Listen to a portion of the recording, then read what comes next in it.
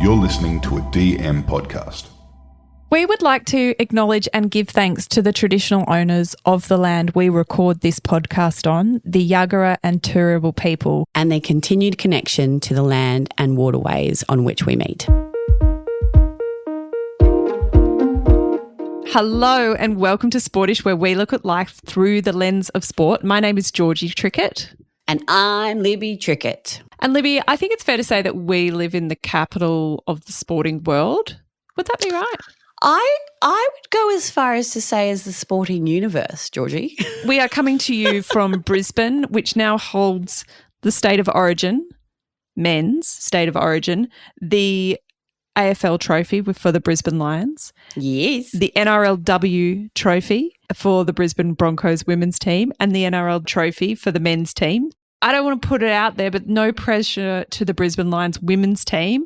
It'd be very neat if we could just complete this trifecta. And also Brisbane Heat, can we start talking? Can we start getting things in order? Yeah, I mean, I totally agree. It's no pressure on everybody else, but also all of the pressure on everybody else to continue this streak. As only an Olympian could say, it's like, do you know what, guys? Step up.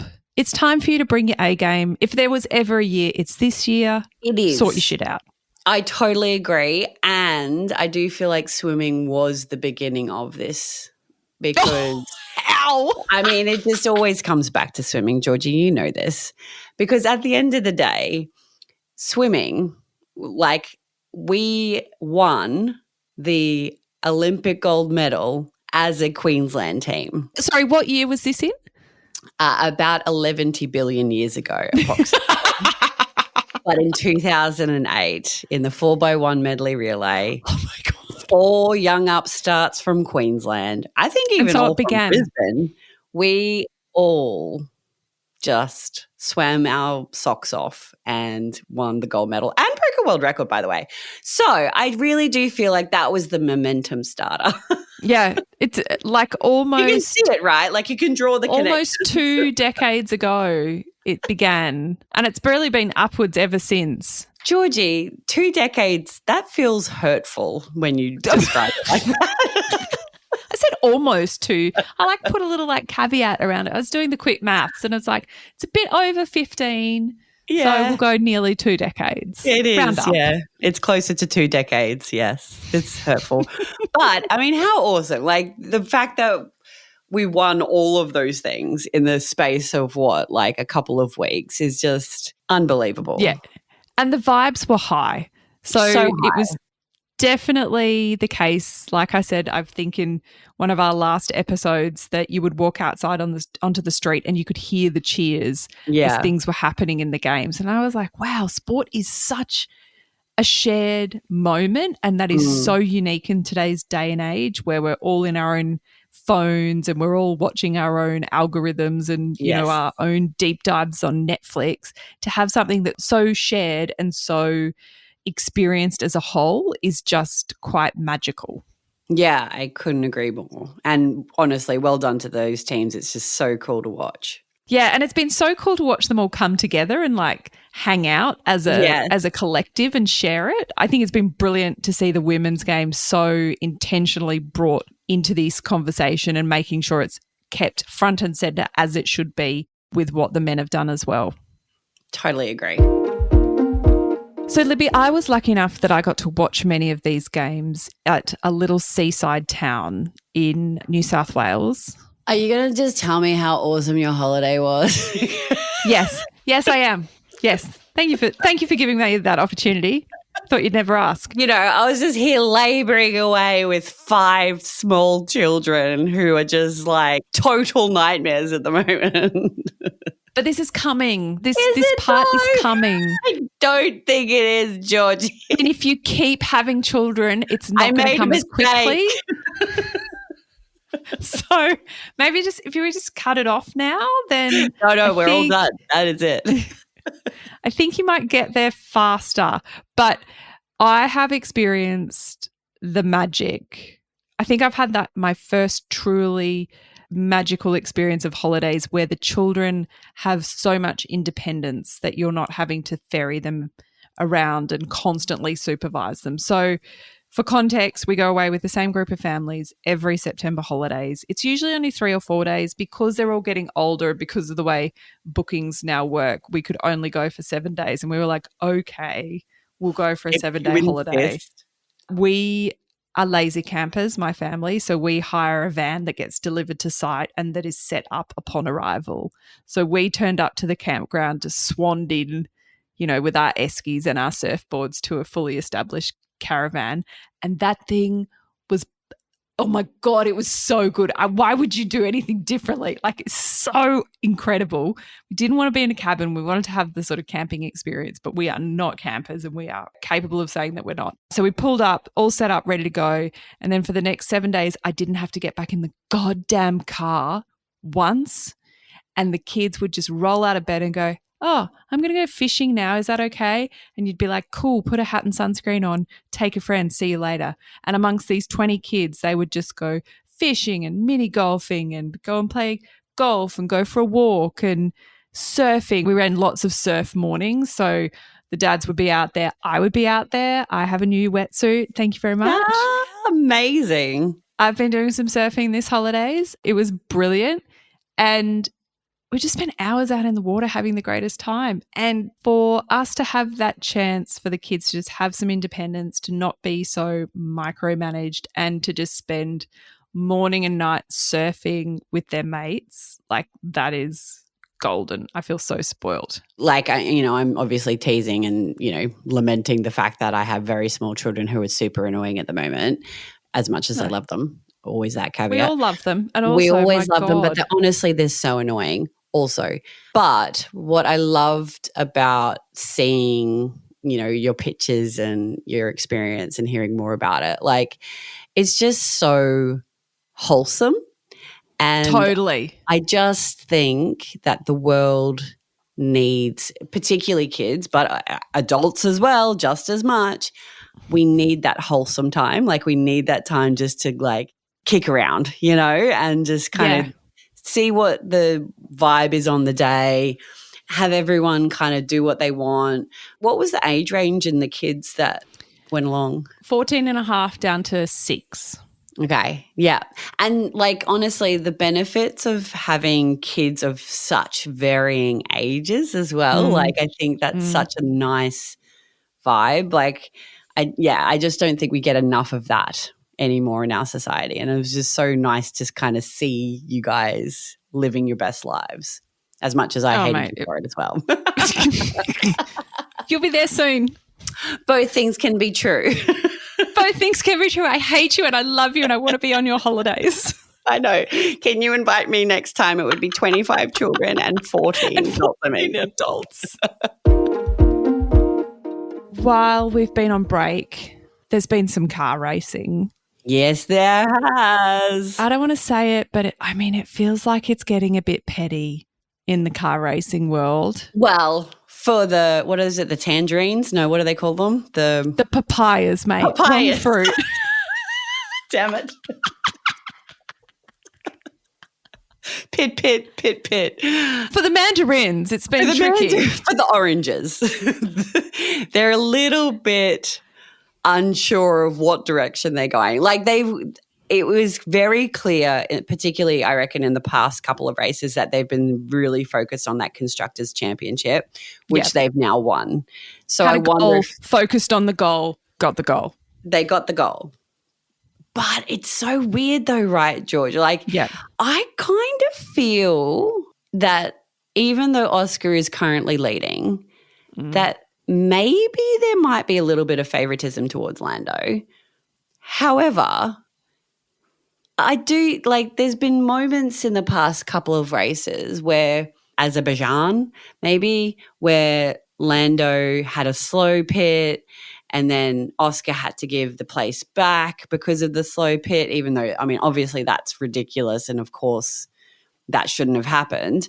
But then there was one at the recent Grand Prix where Lando kind of touched wheels with Oscar in like a racing move, and then Oscar got really pissed off for far too long, in my opinion, about that particular event. And it's just like, guys, just focus on what you're doing.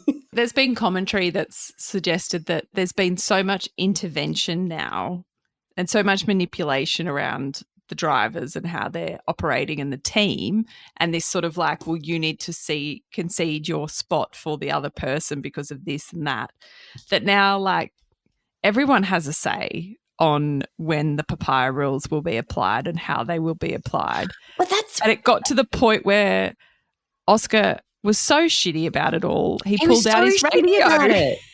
He was so pissed off. I'm like, dude, because it happened in like lap 1 and he was still like complaining about it laps later.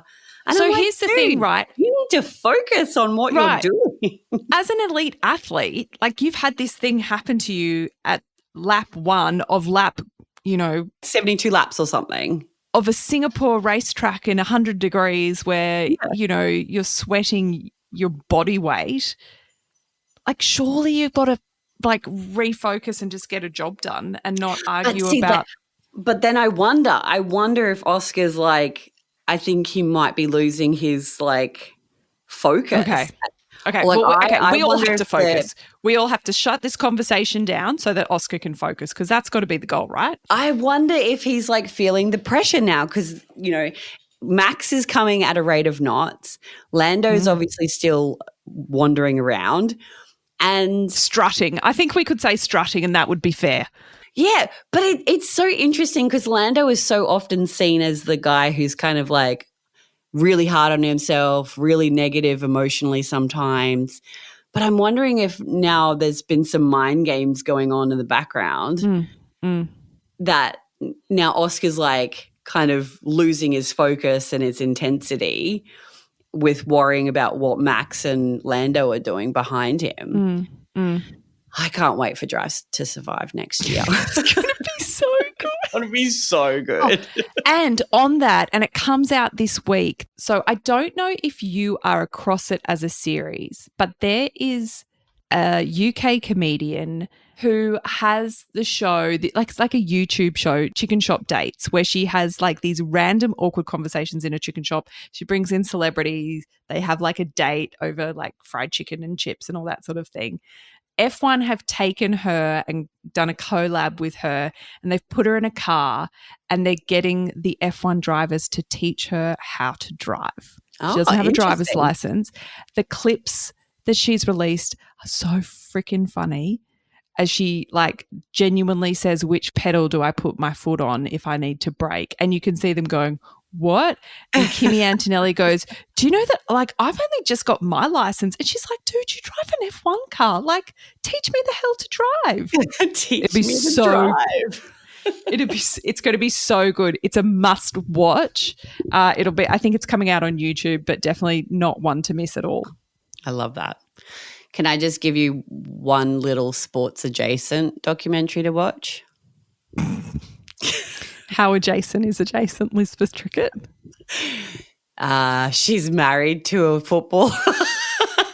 The Victoria Beckham Netflix documentary. I haven't watched it. Have you already watched it? I binged it over the weekend. It was so good. I loved it. This is definitely sports-related material. Thank you. Yeah. I really felt like it was sports-related, even though it was entirely about Victoria Beckham, the Spice Girls, and fashion.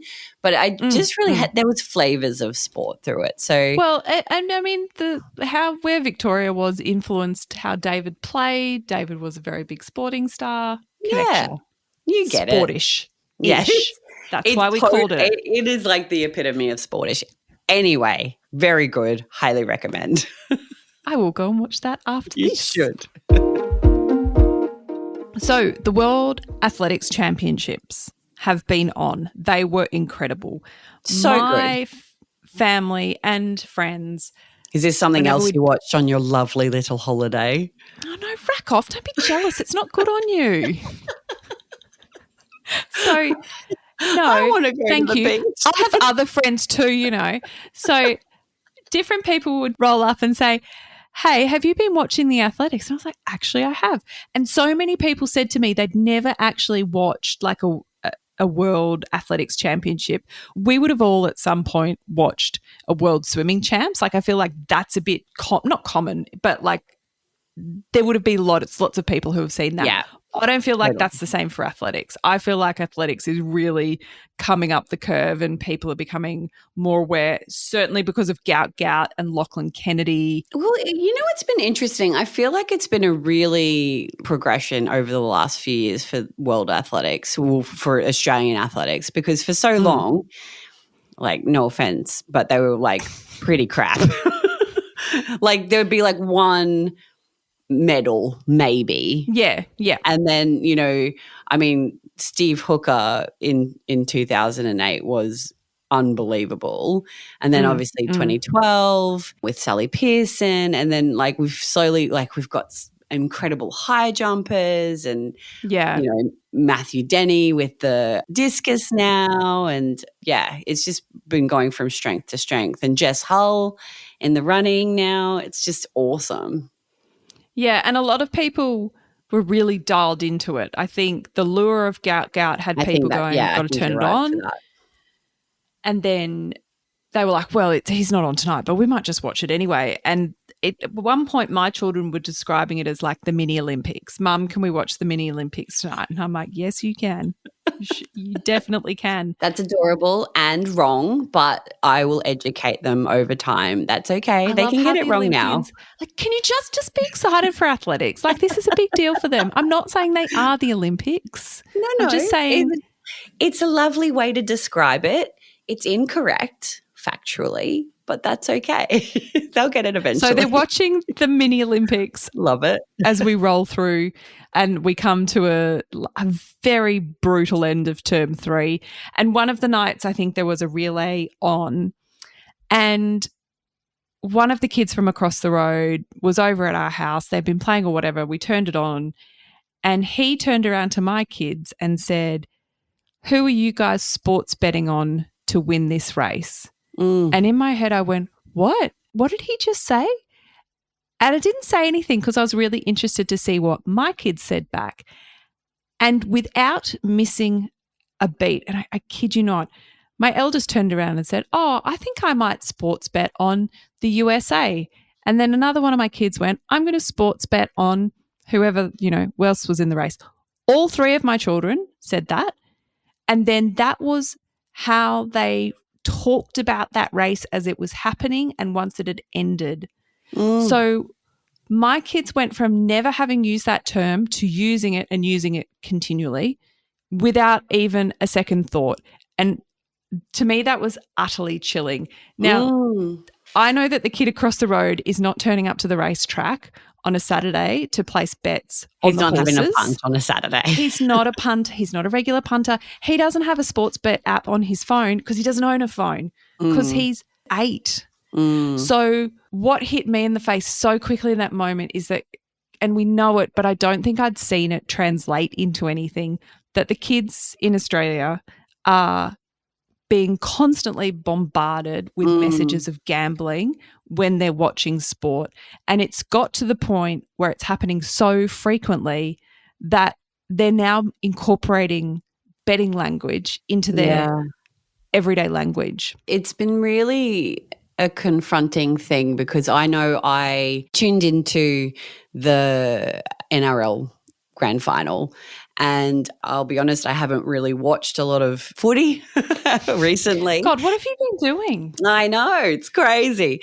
I dialed in and I watched, like, I was so distracted, and maybe it was partly my ADHD brain, but seeing just flashing signs and like big sign, like double-decker signs of like sports bet and Bundaberg rum and all of these like incredibly negative organizations. Like all of the kids around Australia who are watching that game are just absorbing, you know? It's so insidious, and it does. It just starts to creep into their vernacular, you know, I'm going to sports bet on the Broncos this week. Like, we have to think about it. We've come from a time when the Winnie Blues Cup was what the teams were playing for, right?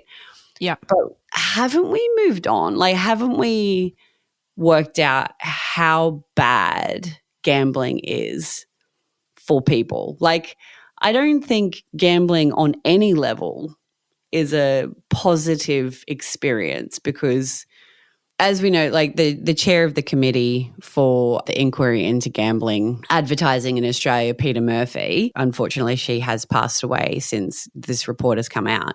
But as they said in that inquiry, you win some, but you lose more. And like at no point do people win consistently big with gambling. So why are we allowing our children to be exposed to so much negativity and to such a toxic pastime? It's very timely, obviously, this conversation. The sporties might be aware that there was a recent Four Corners investigation that came out last week from the journalist Steve Kinane. It was called Losing Streak, and it spoke a lot and looked into a lot of what is going on with the gambling industry and why this report, which came up 2 years ago and was put forward 2 years ago, why the recommendations have not been moved. And obviously, I think since that report was tabled, there's been an election, there's been changes in ministers, there's a lot of factors, but the fact still remains that we have an incredibly large and powerful gambling industry here in Australia that is in our living rooms Thursday to Sunday night with their constant advertising, and there's a significant lack of restriction around what children are seeing. And I think that wasn't necessarily the focus of the report from Four Corners. It was very much into how the gambling industry is regulated in Australia. It was about the bipartisan support that exists in the parliament to improve the situation when it comes to gambling. It gave a lot of perspective on the lived experiences of problem gamblers and the experiences they have encountered and their desperate attempts to take themselves out of the gambling ecosystem. And in fact, that's like a little flag being put on their head that gambling companies then reportedly will target them further. And like, thank you for recommending this, George, because it was so good. And all of the sporties who are interested should go and watch the Four Corners episode. But like, that was one of the most wild things, I think, in that documentary for me, because it's like I knew it, but like you don't really understand it or you don't make that connection until you kind of see it spelt out. But like these people in these organizations are targeting the people who are spending the most money and in turn obviously losing the most money. Yeah. And the way that they win, like the organizations win, is when people lose. So the incentivization of people to continue to gamble and like those what they call the VIP list, who are the ones who are just spending so much money and then they give them $50,000 to go and bet so that then they just keep spending and losing more and more and more. Like it is so toxic. Like I can't describe it in any other way. It's so disgusting that these organizations are able to do this to these people. Yeah, and to be able to prey on people who have what is in fact an addiction and who are desperately trying to get themselves out of that. And I think it's so chilling for us as parents to watch that and think, if our children are swimming in this soup where they're hearing about gambling all the time, and then they'll be 16, 17, 18, they'll be in social situations, they'll be exposed to gambling. And if they've had all this memory of it being associated with the sports they love and, that they watch religiously, I feel like we're setting up a whole generation of kids to have a really tricky time navigating this stuff as they hit adulthood. Totally agree. Thank you so much for listening to this week's episode of Sportish. We will be back in your ears next week. We would love to see you on our social media. It's at Being Sportish. You can always drop us a line there, hit us in the DMs, and we will see you next week. Okay, bye. Bye.